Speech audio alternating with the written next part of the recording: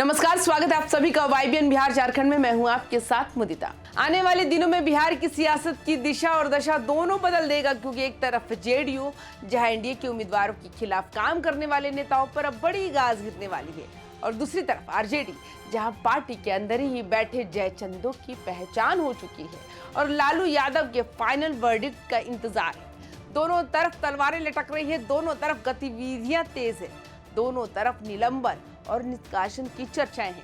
लेकिन सबसे बड़ा सवाल है, क्या सच में इन पार्टियों के अंदर सफाई होगी या फिर ये सिर्फ दिखावा है? और अगर सफाई होती है तो सियासी घराने टूटेंगे या मजबूत होंगे? आज इसी पर होगी बिहार की सबसे बड़ी सियासी जांच, एनडीए वर्सेस आरजेडी। कौन कर रहा है सफाई और कौन कर रहा है राजनीति? सबसे पहले जेडीयू की तरफ चलते हैं, जहां पार्टी के अंदर की सियासत उबलने लगी है।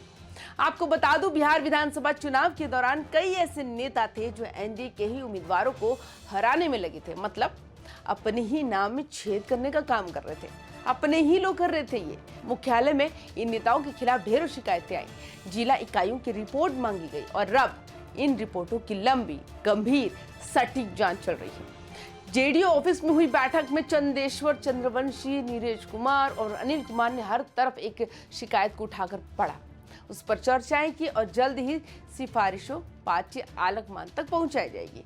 मतलब साफ है कि जिन नेताओं ने एनडीए को पीछे से छुरा घोंपा, उनकी अब खैर नहीं। और ये पहली बार नहीं है, चुनाव से पहले भी 11 बड़े नेताओं पर निलंबन और निष्कासन की कार्रवाई हो चुकी है। तो अब सवाल उठ रहा है, क्या बीजेपी दबाव डाल रही है कि जेडीयू पूरी सफाई करे? क्या जेडीयू अपने घर से बागियों को हटाकर 2025 की रणनीति बना रही है, या फिर ये सिर्फ दिखावे का अनुशासन है? लेकिन ध्यान दीजिए, जांच कमेटी की गतिविधियों से साफ है कि फैसला जल्द और कड़ा आने वाला है। अब चलते हैं दूसरी तरफ आरजेडी की दुनिया में, जहां माहौल बिल्कुल शांत नहीं बल्कि अंदर ही अंदर उथल पुथल भरी हुई है। 2020 में 75 सीटें थी, इस बार 25 पर ही सिमट गई। मतलब इतिहास की सबसे बड़ी गिरावट। तेजस्वी यादव ने समीक्षा बैठक की 26 नवंबर से 9 दिसंबर तक।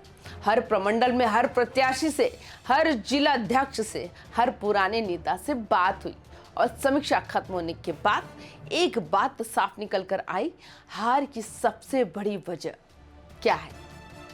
भीतरघात। यानी पार्टी के अपने लोग अपने ही उम्मीदवारों को हराने में लगे थे। ये अब ये सूची तैयार है, रिपोर्ट तैयार है, लिस्ट जल्द ही पार्टी को भेजी जाएगी और उसके बाद लालू यादव का फाइनल वर्डिक्ट आएगा। और ये मत भूलिए, तेज प्रताप और रोहिणी आचार पहले ही खुलकर आरोप लगा चुके हैं। घर ही घात हो रहा है, अपने ही विश्वासघात कर रहे हैं। कुछ नेताओं ने ठगा है, कई उम्मीदवार विरोधियों से मिले हुए थे। अब सवाल ये कि लालू किस पर गाज गिराएंगे? कौन निष्कासित होगा? क्या तेजस्वी इस बगावत को संभाल पाएंगे? क्या आरजेडी टूट सकती है? बहुत सारे सवाल हैं, लेकिन आज का मुद्दा इसलिए स्ट्रांग है क्योंकि कुछ विधायक भी जांच के दायरे में बताए जा रहे हैं। इनमें से कुछ पूर्व नेता होंगे या कुछ जिला अध्यक्ष या फिर कई बड़े चेहरे। मतलब आरजेडी में भी डर है, सांसें अटकी हुई हैं और सियासी तूफान की आहट साफ साफ दिख रही है। अब सबसे बड़ा सवाल, दोनों पार्टी एक साथ सफाई मोड में क्यों आ गई? ये सिर्फ हार जीत का मुद्दा नहीं है, ये सत्ता और भविष्य का खेल है। जेडीयू चाहती है बीजेपी उसे कमजोर ना समझे, इसके लिए पार्टी अपने घर की बुराइयां मिटा रही है। आरजेडी चाहती है कि आने वाले टाइम में तेजस्वी बनाम एनडीए ही हो, लेकिन इसके लिए पहले घर को साफ करना जरूरी है। लेकिन सबसे अहम बात, दोनों पार्टी जानती है कि अंदर से टूटने वाली पार्टी कभी चुनाव नहीं जीतती। मान लीजिए जेडीयू और आरजेडी दोनों पार्टी ने कार्रवाई नहीं की या इसे आधा अधूरा कर दिया, तो क्या होगा?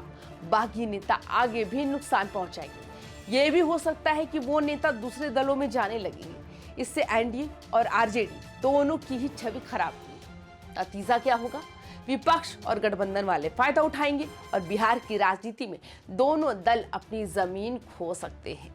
यानी सफाई जरूरी भी है और जोखिम भरी भी। अब सोचिए, अगर जेडीयू भी 20 से 25 नेताओं पर कार्रवाई करती है, आरजेडी भी 15 से 20 बड़े चेहरों को बाहर का रास्ता दिखाती है, तो पार्टी का अनुशासन मजबूत होगा, पार्टी में भरोसा लौटेगा, युवा वोटर का प्रभाव भी आएगा। देखते ही देखते गठबंधन पार्टियों को संदेश जाएगा कि हम कमजोर नहीं। साथ ही दूसरे दलों में नेताओं की खरीद फरोख्त रुकेगी। लेकिन इसका दूसरा पहलू ये भी हो सकता है, निष्कासित नेता किसी नई पार्टी में जा सकते हैं। बीजेपी, कांग्रेस, एलजेपी, जेएमएम जैसे क्षेत्रीय दल इसका फायदा तो उठाएंगे। बागी नेता खुलकर पार्टी का काला चिट्ठा उजागर कर सकते हैं। फिर ये कार्रवाई राजनीतिक संकट में बदल सकती है। यानी सफाई का फैसला आसान नहीं है, इसका हर कदम हिसाब लगाकर चलना होगा। अब आपको एक साफ तस्वीर दिखाती हूँ आने वाले दिनों में क्या हो सकता है, क्या होगा। सबसे पहले बात करते हैं जेडीयू की। 10 से 15 नेताओं पर सख्त कार्रवाई होनी तो तय है, क्योंकि बीजेपी को ये मैसेज देना है कि हम एनडीए में मजबूत है और रहेंगे, या फिर बाकी नेता आरजेडी में जा सकते हैं। अब बात करते हैं आरजेडी की। लालू यादव 15 से 20 नेताओं को बाहर कर सकते हैं, क्योंकि तेजस्वी अपनी टीम युवा करना चाहते हैं। यह भी हो सकता है कि कुछ विधायक दबाव में टूट सकते हैं, लेकिन इसका फायदा जेडीयू और बीजेपी उठा सकते हैं। और यही राजनीति है। यहाँ किसी का दोस्त कभी भी दुश्मन बन सकता है, किसी का दुश्मन कभी भी दोस्त बन सकता है। तो आज की सबसे बड़ी तस्वीर ये है कि दोनों तरफ सफाई अभियान शुरू हो चुका है।